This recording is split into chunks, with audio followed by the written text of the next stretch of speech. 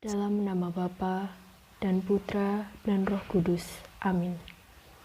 Saudara-saudari yang terkasih dalam Kristus, bacaan Injil hari ini, Selasa 6 September 2022, diambil dari Injil Lukas bab 6 ayat 12 sampai dengan 19. Sekali peristiwa, Yesus mendaki sebuah bukit untuk berdoa. Semalam-malaman ia berdoa kepada Allah. Keesokan harinya, ketika hari siang, ia memanggil murid-muridnya dan memilih dari antara mereka 12 orang yang disebutnya rasul.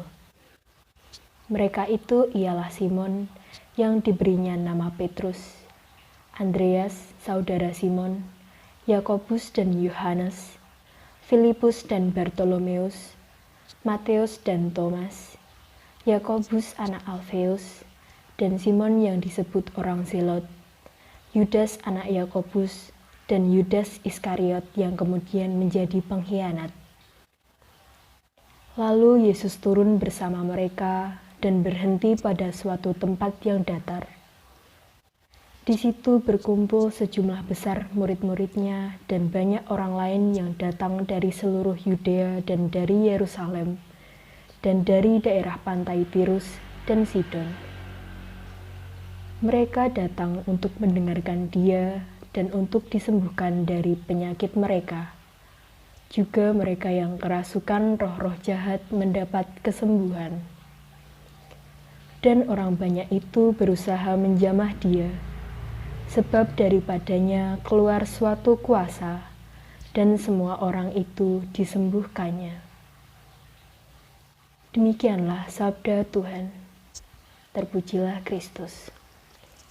Saudara-saudari yang terkasih, bagi kita umat Katolik, doa merupakan nafas hidup.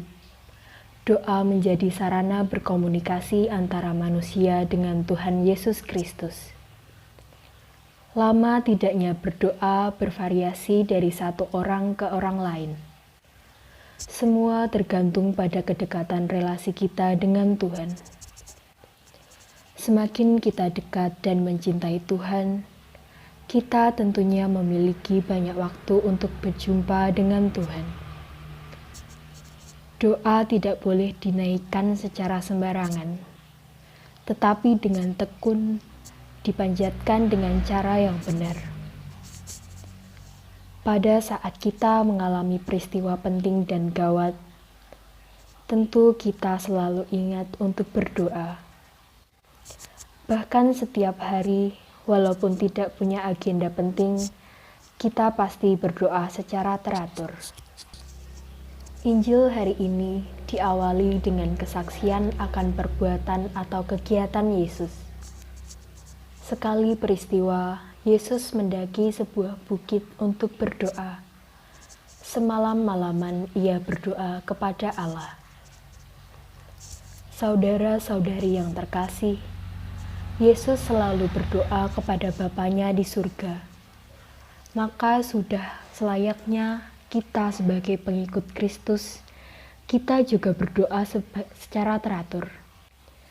Baik situasi aman maupun bencana, suka maupun duka. Semoga dengan selalu berdoa, kita semakin dekat dengan Tuhan dan berserah diri kepadanya. Pergi ke gereja naik sepeda, bertemu teman saling menyapa.